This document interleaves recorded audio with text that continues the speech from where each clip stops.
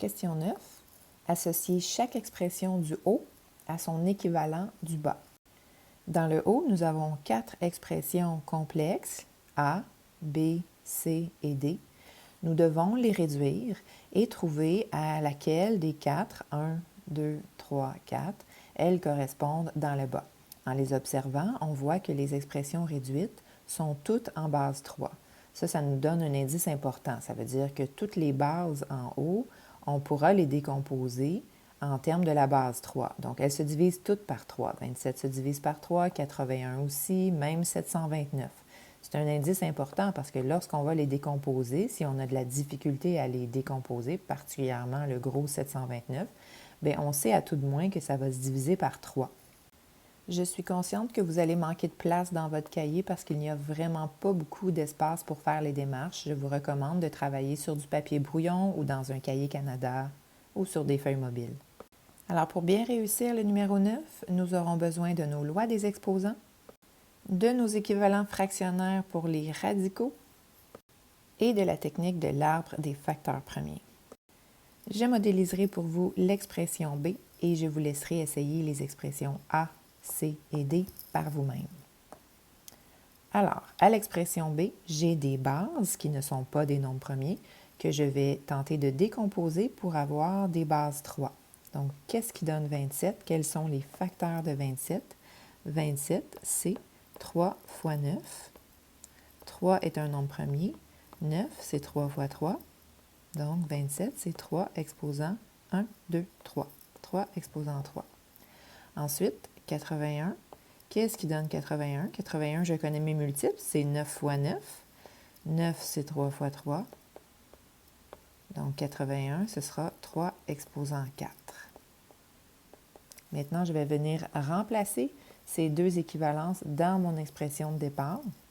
Mais comme je manque cruellement d'espace, je vais réorganiser mon écran.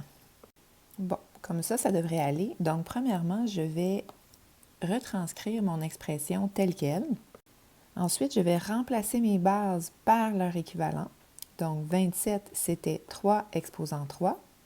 Mais comme il a déjà un exposant moins 1, je vais le rajouter avec des parenthèses. Ensuite, 81, c'était 3 exposant 4. Et comme il avait également un exposant, je le rajoute avec des parenthèses. Mon radical est toujours là et il englobe toute l'expression. Radical 3, donc racine cubique.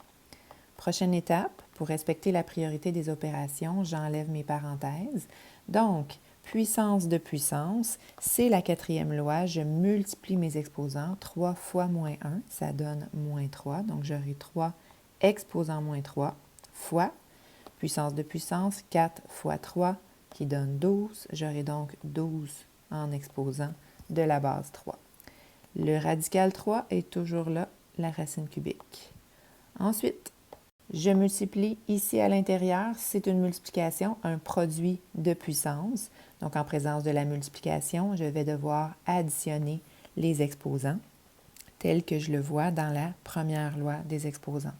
Alors, moins 3 plus 12, ça donne 9. Donc, j'aurai 3 exposant 9, toujours avec la racine cubique. C'est rendu ici que j'aurai besoin d'aller chercher mon équivalence fractionnaire. Donc, la racine cubique, c'est l'équivalent de l'exposant 1 tiers. Alors, je vais la remplacer pour faire la suite de ma démarche. Donc, au lieu du radical 3, j'aurai l'exposant 1 tiers affecté à ma base qui est 3 exposant 9. Alors ici, je me retrouve en présence d'une puissance de puissance. Encore la quatrième loi, je multiplie mes exposants. 9 fois 1 tiers, ça se fait très bien à la calculatrice. 9 fois 1 tiers, ça donne 3. En calcul mental, je n'ai qu'à faire 9 divisé par 3 et j'obtiens 3. Maintenant que j'ai réussi à réduire mon expression avec une base 3, je suis prête à aller l'identifier parmi les choix de réponse. Donc, c'était le premier choix de réponse ici. À vous de jouer pour terminer l'exercice.